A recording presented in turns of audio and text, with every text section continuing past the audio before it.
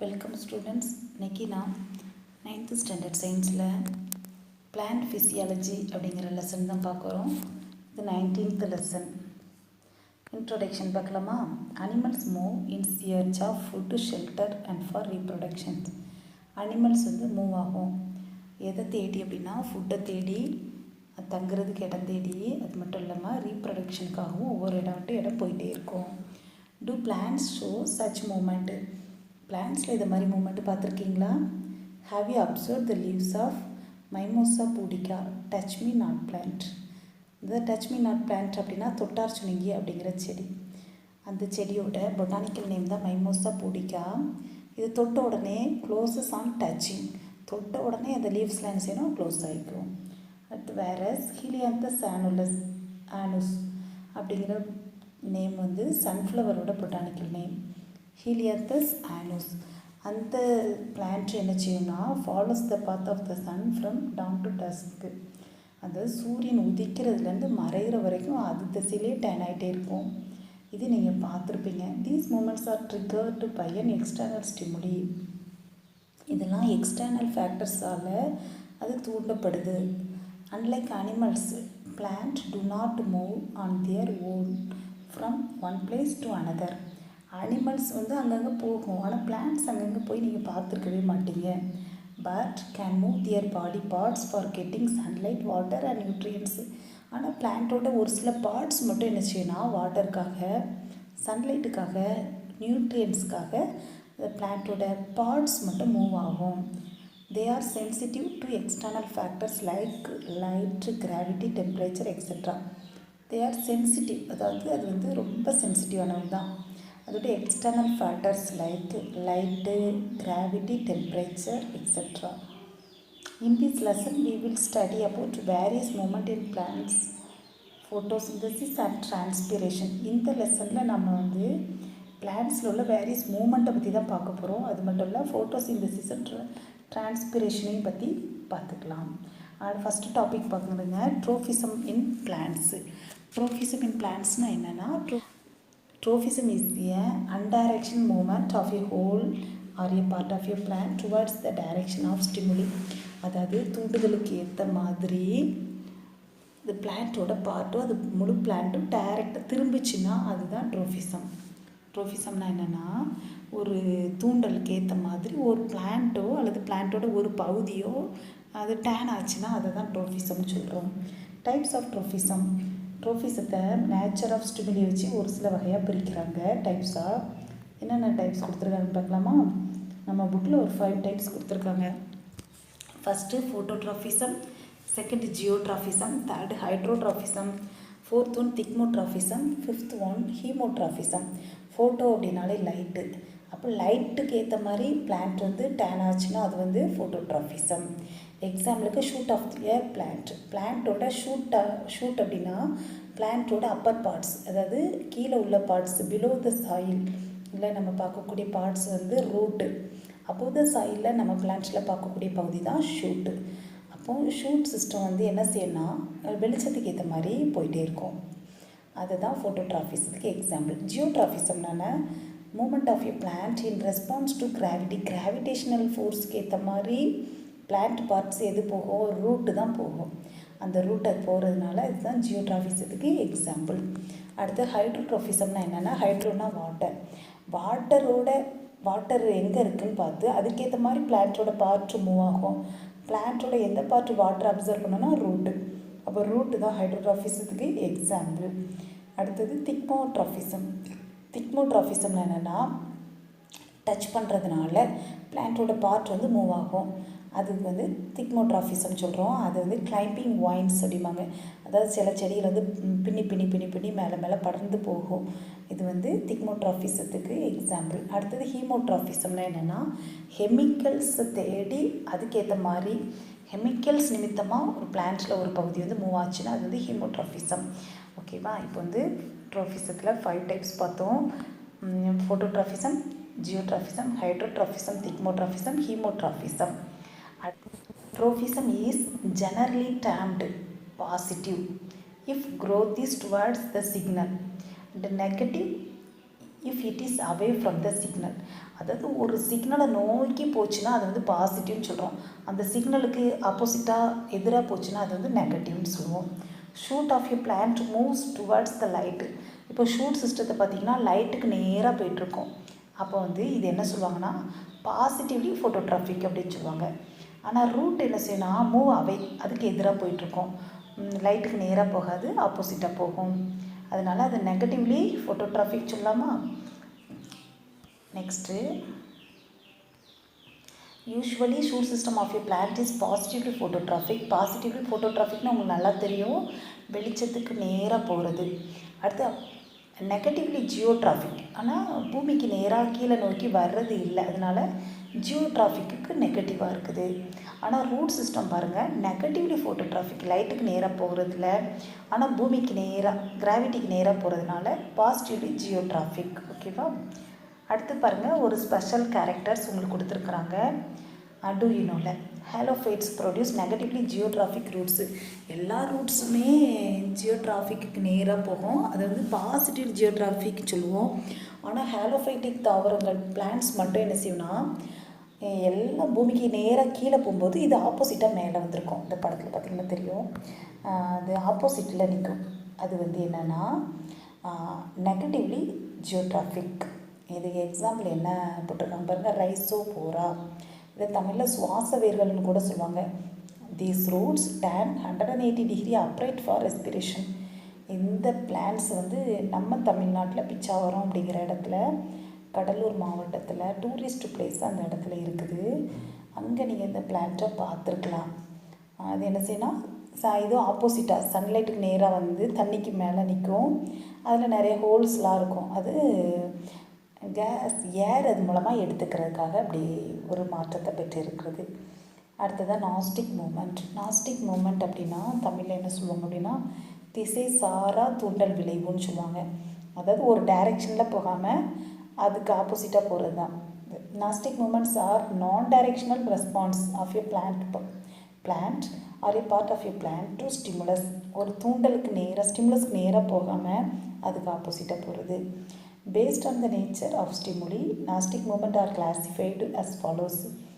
அதாவது nature of stimuli அடிப்படையில் இதையும் ஒரு சில வகையாக பிரிக்கிறாங்க டைப்ஸாக. என்னென்ன டைப்ஸ் பார்க்கலாமா? இதில் வந்து ஃபோட்டோநாஸ்டி, அடுத்து திக்மோநாஸ்டி, அடுத்ததாக தெர்மோநாஸ்டி அப்படின்னு ஒரு டைப் இருக்குது. அதுக்கு முன்னாடி ஒரு ஆக்டிவிட்டி கொடுத்துருக்காங்க, இதையும் பார்த்துட்டு போயிடலாம். இந்த படத்தை பாருங்கள், உங்களுக்கு ஈஸியாக புரியும். ஒரு கண்ணாடி தொட்டி எடுத்துக்கோங்க, நல்ல மணல் நிரப்பிக்கோங்க, ஊற வச்ச பட்டாணி விதை அல்லது அவரை விதையை எடுத்து இதில் முளைக்க வைக்கணும். அந்த முளைக்க வச்ச விதையை முளைக்கிறதுக்கு எந்த தண்ணியை நம்ம என்ன செய்யணும் அப்படின்னா ஒரு ஹோல் போட்ட ஒரு கண்ணாடி கிளாஸில் என்ன செய்யலாம், ஹோல் போட்ட கண்ணாடி கிளாஸில் சென்டரில் சொருகி வச்சுருக்கணும்.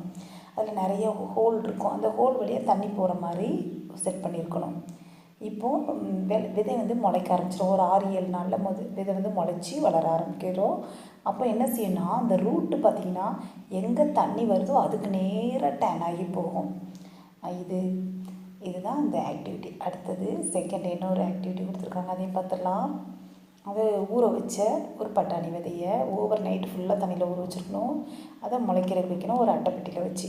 அட்டைப்பெட்டி ஃபுல்லாக கவர் பண்ணிடணும். அது முளைக்க ஆரம்பிக்கும்போது என்ன செய்கிறாங்க பாருங்கள், ஒரு சைடில் மட்டும் ஒரு அட்டைப்பெட்டி பாக்ஸில் ஒரு ஹோல் போட்டு வச்சிடணும். அப்போது அது முளைக்க ஆரம்பித்து அது வந்து வெளியே வரும்னு நினைக்கும்போது அந்த ஹோல் போட்ட சைடுக்கு நேராக அந்த லீஃப் வந்து திரும்பி நிற்கும். இதுலேருந்து நமக்கு என்ன தெரியுது அப்படின்னு சொன்னால் வாட்டருக்கு நேராக ரூட்டும் லைட்டுக்கு நேராக லீஃபும் டேன் ஆகுது அப்படிங்கிறது நம்ம இதிலேருந்து தெரிஞ்சுக்கலாம். அடுத்து ஃபோட்டோநாஸ்டி அப்படிங்கிறது என்னென்னு பார்க்கலாமா? Moment of a part of a plant in response to லைட்டுக்கு நேராக மூமெண்ட் ஆகிற பிளான்ட்டை தான் ஃபோட்டோநாஸ்டிக்கு எக்ஸாம்பிளாக சொல்கிறாங்க. எக்ஸாம்பிள் டாராக்சம் ஆஃபிசினேட், அதை வந்து டான்லியான் அப்படின்னு சொல்லுவாங்க. இது என்ன செய்யுமா அப்படின்னா பகல் ஃபுல்லாக அந்த ஃப்ளவர் வந்து நல்லா விரிஞ்சு இருக்குமா லைட்டில், நைட் ஆனால் ஃபுல்லாக க்ளோஸ் ஆகிருமா. இது வந்து டாராக்சம் ஆஃபிசினேட் அப்படிங்கிறது அது பொட்டானிக்கல் நேம் அந்த பிளான்ட்டோட. அடுத்ததாக இதே போல் சிமிலர்லி இதே மாதிரி ஐப்போமியா ஆல்ஃபா அப்படிங்கிற மூன் ஃப்ளார் அந்த பிளான்ட்டில் அதுக்கு ஏன் 3 ஃப்ளவர்னு வச்சுருக்காங்கன்னா, நைட்டு ஃபுல்லாக 3 பார்த்த உடனே இந்த ஃப்ளவர் வந்து நல்லா விரிஞ்சு அழகாக இருக்குமா, பகலானோடனே இப்படி சுருங்கி போயிடுமா. இதனால தான் 3 பார்த்தோன்னே விரிகிறதுனால இதை 3 ஃப்ளவர்னு சொல்கிறாங்க. நிலவு மலர். இது பொட்டானிக்கல் நேம் என்னென்னா ஐப்போமியா அல்பா அப்படின்னு சொல்லுவோம். அடுத்தது திக்மோனாஸ்டி. திக்மோனாஸ்டின்னா என்னென்னா, இந்த செடி உங்களுக்கு தெரியும், டச் மீ நாட் பிளான்ட் தான். அதான் தொட்டார் சுருங்கி செடி தான். இது தொட்ட உடனே என்ன செய்யணும்னா, இது வந்து சுருங்கிக்கும். இந்த moment of a part of a plant in response to touch. தொட்ட உடனே இது சுருங்கிக்கும். இதுக்கு இன்னொரு பேர் கூட இருக்குது, சீஸ்மோனாஸ்டி. இதுக்கு இன்னொரு பேர் என்னென்னா சீஸ்மோனாஸ்டி அப்படின்னு சொல்லுவாங்க. இதோட பொட்டானிக்கல் நேம் என்ன அப்படின்னா மைமோசா பூடிகா. ஓகேவா. அடுத்தது இங்கே வந்து டூயினோவில் இன்னொரு பாக்ஸ் கொடுத்துருக்காங்க. இந்த இதில் இருக்கிற அந்த செடியோட பேர் என்னென்னா வீனஸ் ஃப்ளைட் ஆஃப் டயோனியா மியூசிபுலா அப்படிங்கிறதா இதோட பொட்டானிக்கல் நேம். இந்த லீஃப் வந்து ஓப்பன் ஆகும். இதில் ஏதாவது பூச்சிகள் ஏதாவது போய் உட்காந்துருச்சுன்னா அப்படியே மூடிக்கும். அந்த பூச்சியை பிடிச்சி இது சாப்பிட்ரும். இது வந்து it exhibits one of the fastest known nastic moment. இது வந்து நாஸ்டிக் மூமெண்ட்டுக்கு ஒரு எக்ஸாம்பிள் தான். அடுத்து இன்னொரு டைப் கூட இருக்குது, தெர்மோநாஸ்டி. தெர்மோ அப்படின்னாலே ஹீட்டு, டெம்பரேச்சர்னு கூட சொல்லலாம். Moment of a part of a plant is associated with change in temperature. இந்த டெம்பரேச்சருக்கு ஏற்ற மாதிரி இதோட மூமெண்ட்டு பிளான்ட் பார்ட்டில் இருந்துச்சுன்னா அதுதான் தெர்மோநாஸ்டிக் எக்ஸாம்பிள். இதுக்கு எக்ஸாம்பிளுக்கு டூலிப் ஃப்ளார்ஸ் கொடுத்துருக்காங்க. இது டெம்பரேச்சர் அதிகமாக இருக்கும்போது நிறைய ஃப்ளார் அழகாக விரிஞ்சிருக்குமா. டெம்பரேச்சர் குறையும் போது அப்போ பூ விரியாதுன்னு நினைக்கிறேன். அடுத்தது ட்ரோஃபிக் மூமெண்ட் அண்ட் நாஸ்டிக் மூமெண்ட்ஸோட டிஃப்ரென்ஸ் தான் பார்க்க போகிறோம். Unidirectional response to the stimulus. Stimulus வந்து டைரெக்ஷனை பொறுத்து தான் அமையும். இங்கே வந்து நான் directional response to the stimulus. Stimulus வந்து டைரெக்ஷனை பொறுத்து அமையாது. Growth depend moment. க்ரோத் வந்து மூமெண்ட்டை டிபெண்ட் பண்ணியிருக்கோம். Growth independent moment. க்ரோத் வந்து டிபெண்ட் பண்ணாது. அடுத்தது more or less permanent and irreversible. ஏறக்குறைய மோர் ஆர் லெஸ்னால் ஏறக்குறைய பெர்மனண்ட்டானது தான், திரும்ப திரும்ப வராது. இது பார்த்திங்கன்னா டெம்ப்ரரி ஆர் ரிவர்சிபிள். இது கொஞ்சம் நேரம் டெம்ப்ரரியாக தான் இருக்கும். Found in all plant. எல்லா பிளான்ட்ஸ்லேயும் மேக்ஸிமம் அப்படி தான் இருக்கும். Found only in a few specialised plants. Nastic moments வந்து ஒரு சில ஸ்பெஷல் கேரக்டர்ஸ் உள்ள பிளான்ட்ஸில் மட்டும்தான் இருக்கும்.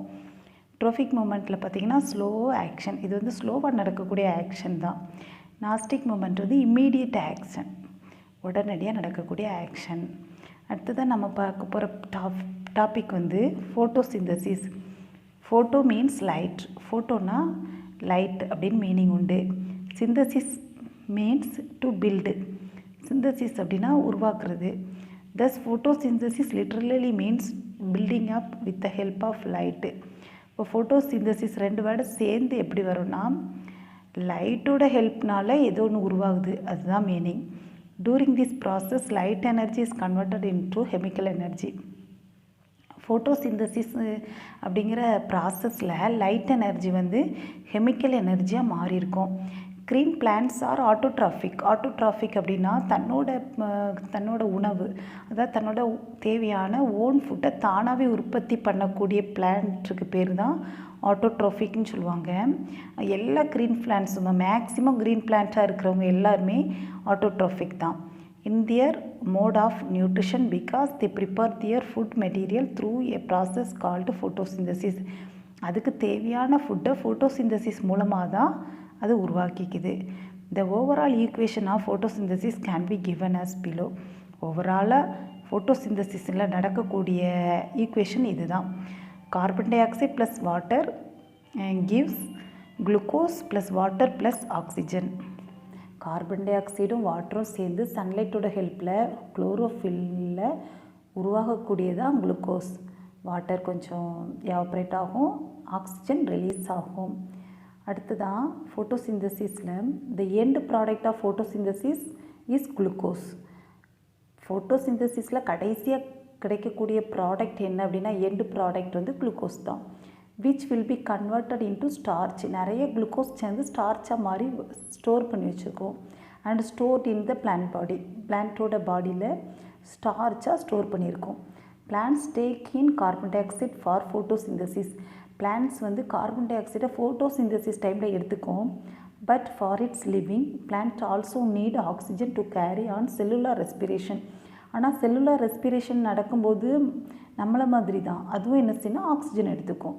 ஃபோட்டோசிந்தசிஸ் டைம் மட்டும் பிளான்ட்ஸ் என்ன செய்யும், கார்பன் டை ஆக்சைடை எடுத்துக்கும். இங்கே ரெண்டு to you know to the insect also drop solar energy.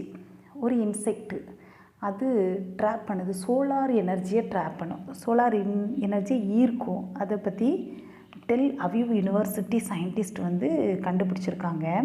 Tel Aviv யூனிவர்சிட்டியோட scientist என்ன கண்டுபிடிச்சிருக்காங்கன்னா, அந்த ஒரு எறும்பு, ஒரு ஆண்ட்டு, அந்த ஆண்ட்டோட சுவாலஜிக்கல் நேம் என்னென்னா வெஸ்பா ஓரியன்டாலிஸ். அந்த aunt oriental ஹார்னட்ஸ் have similar capabilities to trap solar energy. They have a yellow patch on its abdomen and an unusual cuticle structure which is a stack of 30 layers thick. The cuticle does not contain chlorophyll but contains the yellow light sensitive pigment called xanthopterin. அதாவது அதோட உடம்புல 30 layers thickness உள்ள layers இருக்குது. அதில் வந்து chlorophyll இருக்காது. அதில் yellow light sensitive pigment இருக்குமா. அந்த பிக்மெண்ட்டுக்கு பேர் என்னென்னா சாந்தோப்டரின். அந்த சாந்தோப்டரினோட வேலை என்னென்னா, this works as a light harvesting molecule. This works as a light harvesting molecule transforming light energy into the electrical energy. அதாவது லைட் எனர்ஜியை எலக்ட்ரிக்கல் எனர்ஜியாக மாற்றக்கூடிய வேலையை இதுதான் செய்யும். இது சாந்தோப்டரின். இது எந்த இன்செக்டில் காணப்படுது அப்படின்னா, வெஸ்பா ஓரியன்டாலிஸ் அப்படிங்கக்கூடிய ஆண்ட்டில் தான் காணப்படுது. இதை கண்டுபிடிச்ச சயின்டிஸ்ட்டு டெல் அவிவ் யூனிவர்சிட்டியில் உள்ளவங்க.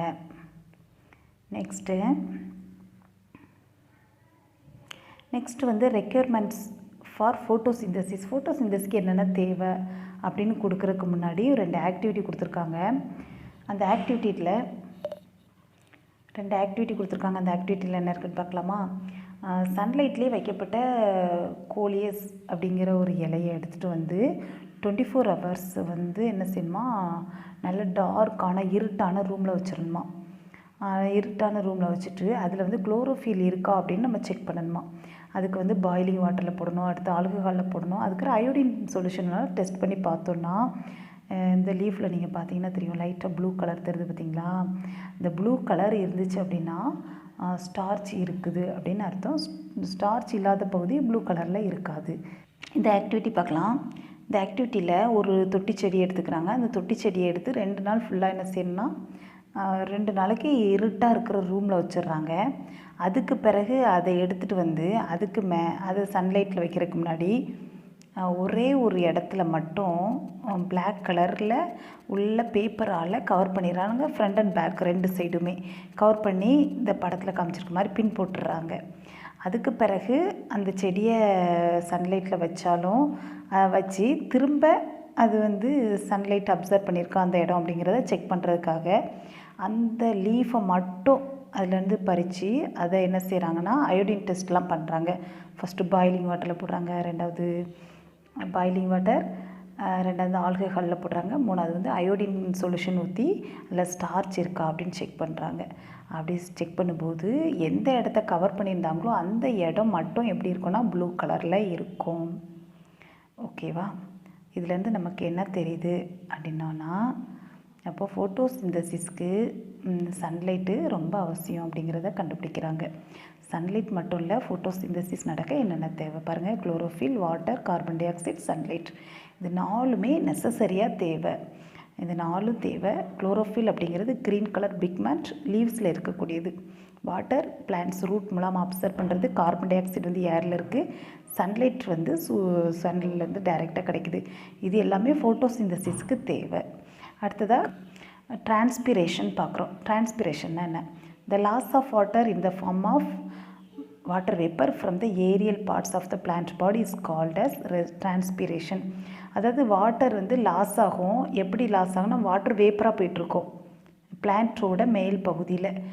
லீவ்ஸில் ஸ்மால் ஹோல்லாம் இருக்கும். அது வழியாக வாட்டர் வேப்பராக வெளியே போயிட்டே இருக்கும். அந்த ப்ராசஸ்க்கு பேர் தான் transpiration. The leaves have tiny microscopic pores called stomata. லீவ்ஸில் வந்து சின்ன ஹோல் இருக்கும், இந்த போர்ஸு, அதுக்கு பேர் என்னென்னா stomata. Water evaporates through the stomata. Water வந்து எவாப்ரேட் ஆகி போயிட்டுருக்கோம் அந்த ஸ்டொமேட்டா வழியாக. Each stomata is surrounded by guard cells. இந்த படத்தில் பார்த்திங்கன்னா தெரியும், இந்த பீன் ஷேப்பில் போட்டிருக்காங்களே, இது பேர் தான் காட் செல்ஸ். சென்டரில் இருக்கிற க்ரீன் பார்ட்ஸ் தான் ஸ்டொமேட்டா. அப்போது இது பெருசாக போட்டிருக்காங்க, இது ரொம்ப சின்னதாக தான் இருக்கும். அந்த ஸ்டொமேட்டாங்கிறது ஒரு சின்ன ஹோல் தான். அந்த ஹோலில் சுற்றி இருக்கிற 2 செல்லுக்கு பேர் தான் guard cells. These guard cells help in regulating their rate of transpiration by opening and closing of stomata. இந்த காட் செல்ஸ் தான் என்ன செய்யுதுன்னா, இந்த ஸ்டொமேட்டா ஓப்பன், அதாவது இந்த ஹோல் ஓட்டையாக இருக்கிறது அதை அடைச்சிக்கிறது. இதை சரி பண்ணுறதே இந்த காட் செல்ஸோட வேலை தான். அது க்ளோஸ் ஆகிடுச்சுன்னா வாட்டர் வேப்பர் வெளியே போகாது, அதுக்கு ஓப்பனாக இருந்துச்சுன்னா வாட்டர் வேப்பர் ஆகி வெளியே போயிட்டுருக்கோம். ஓகேவா? அதுக்கு பிறகு டைப்ஸ் ஆஃப் டிரான்ஸ்பிரேஷன் பார்க்க போகிறோம். There are 3 types of transpiration. First one stomatal transpiration, second cuticular transpiration, third lenticular transpiration. Stomatal டிரான்ஸ்பிரேஷன்னா என்ன? Loss of water from plants through stomata வழியாக வாட்டர் வந்து லாஸ் ஆகி போயிட்டே இருந்துச்சுன்னா அது வந்து stomatal transpiration. Maximum 90 to 95% water வந்து இப்படி தான் போகும். கியூட்டிகுலார் டிரான்ஸ்பிரேஷன் என்னென்ன? அதே மாதிரி லாஸ் ஆஃப் வாட்டர் லாஸ் ஆகிறது கியூட்டிக்குலில் நடந்துச்சுன்னா அது கியூட்டிகுலார் டிரான்ஸ்பிரேஷன். கியூட்டிக்குல் வழியாக வெளியே போச்சுன்னா. லென்டிகுலார் டிரான்ஸ்பிரேஷனாக என்னென்னா, லென்டிசெல்ஸ் இருக்கும். லென்டிசெல்ஸ்னால் பெரிய பெரிய மரங்களில் தான் இருக்கும், பட்டையாக இருக்கும். பார்த்திங்களா, தோல்லாம் சின்ன மரங்கள்லாம் தோல் பட்டையாக இருக்காது, பெரிய மரங்களில் பார்க்கு பட்டை வெடிச்சு இருக்கும் பார்த்திங்களா, அந்த செல் தான் லென்டிசெல்ஸ்ன்னு சொல்லுவாங்க. அந்த லென்டிகுலார் டிரான்ஸ்பிரேஷனாக அந்த லென்டிசெல்ஸில் ஸ்மால் ஹோல் இருக்கும். அது வழியாக loss of water from plants water வேப்பராக போச்சுன்னா அதுதான் லென்டிகுலார் டிரான்ஸ்பிரேஷன். அடுத்தது, but transpiration is necessary for the following reason. டிரான்ஸ்பிரேஷனுக்கு நடக்கணும், அதுக்கு ஒரு சில காரணங்கள் இருக்குது. அது வந்து தேவை தானா? ஆமாம், உண்மையிலே தேவை தான். அதுக்கான காரணங்கள் என்னென்னு பாருங்கள். It creates a pull in leaf and stem. இது வந்து என்ன செய்யணும்னா ஒரு இழு சக்தியை உருவாக்குது, வாட்டர் வந்து இழுத்துக்கிட்டு வர்றதுக்கு. It creates an absorption force in ரூட்டில் இருக்கிற வாட்டரை அப்சர்வ் பண்ணுறதுக்கு கூட இது ஹெல்ப் பண்ணுது. It is necessary for continuous supply of minerals. வாட்டரோடு சேர்ந்து மினரல்ஸும் கரைஞ்சி அதில் வர்றதுனால இட் இஸ் நெசசரி. அடுத்ததாக, it regulates the temperature of the plant. இது வந்து நம்ம உடம்புக்கு தண்ணி குடித்தா நம்மளோட பாடி டெம்பரேச்சர் கரெக்டாக இருக்கிற மாதிரி பிளான்ட்டோட பாடி டெம்பரேச்சரையும் இது வந்து ரெகுலேட் பண்ணுறது. அதுக்கு என்ன தேவைன்னா, த டிரான்ஸ்பிரேஷன் இஸ் நெசசரி. அடுத்ததாக ஒரு ஆக்டிவிட்டி கொடுத்துருக்காங்க. இதில் ஒன்றும் இல்லை, இந்த ஆக்டிவிட்டியில் டிரான்ஸ்பிரேஷன் நடக்குதா இல்லையான்னு எப்படி கண்டுபிடிக்கிறது? ஒரு பிளான்ட் எடுத்துக்கோங்க, அதோட ஒன் பார்ட்டை என்ன செய்யுங்கன்னா கேரி பேக்கெல்லாம் சுற்றி வச்சுருங்க. கொஞ்ச நேரம் கழித்து பார்த்திங்கன்னா அந்த கேரி பேக்கோட ஒரு சில இடங்களில் வாட்டர் வேப்பரானது அங்கே டிப்பாக வாட்டர் இருக்கும். இதை பார்த்தாலே கண்டுபிடிச்சிடலாம். அப்போ டிரான்ஸ்பிரேஷன் பிளான்ட்ஸில் நடக்குதுங்கிறது. This is the last topic of this lesson, exchange of gases. How does the plant get air? Plant வந்து எப்படி ஏரை பெற்றுக்கொள்ளுது? The leaves have minute pores. ஏற்கனவே சொன்னேன் இல்லையா, லீவ்ஸில் ஸ்மால் போர்ஸ் இருக்கும், ஹோல் இருக்கும், அதான் ஸ்டொமேட்டான்னு சொன்னோம். அந்த ஸ்டொமேட்டாவில் தான் வாட்டர் வெளியே போகுதுன்னு சொன்னோம். அதே ஸ்டொமேட்டா வழியாக தான் ஏர் வந்து உள்ளே வருது. Which the exchange of air takes place. அதே வழியே தான் இந்த வாட்டர் வெளியே போகிறதும் அதே வழி தான், ஏர் உள்ளே வர்றதும் அதே வழி தான். These minute force can be seen through a microscope. அதை சாதாரண கண்ணெல்லாம் பார்த்தா அந்த ஹோல் தெரியாது, அது வந்து மைக்ரோஸ்கோப்பில் பார்த்தா மட்டும்தான் தெரியும். Air exchange takes place continuously through this stomata. Air exchange வந்து கண்டினியூஸாக டொமேட்டோவிலே நடந்துக்கிட்டே இருக்கும். Plant exchange case. பிளான்ட் வந்து எந்த கேஸ் எக்ஸ்சேஞ்ச் பண்ணோன்னா, கார்பன் டை ஆக்சைடை ஃபோட்டோசிந்தசிஸ் டைமில் எடுத்துக்கிடுவோம், ஆக்சிஜனை வெளியிட்டுரும். மற்ற டைமில் ஆக்சிஜனை எடுத்துக்கிட்டு கார்பன் டை ஆக்சைடை வெளியிட்டுரும். Continuously through this stomata. இது எல்லாமே இந்த டொமேட்டோ வழியாக தான் நடக்கும். You will study more about this physiological process in your higher classes. இதை தொடர்ந்து இதோட ஃபிசியாலஜிக்கல் ப்ராசஸை நீங்கள் ஹையர் கிளாஸில் படிக்கலான்னு சொல்லியிருக்கிறாங்க. உங்களுக்கு இந்த லெசன் பிடிச்சிருக்கோன்னு நான் நினைக்கிறேன். பிடிச்சிருந்தா லைக் பண்ணுங்கள், ஷேர் பண்ணுங்கள் உங்கள் ஃப்ரெண்ட்ஸ்க்கு.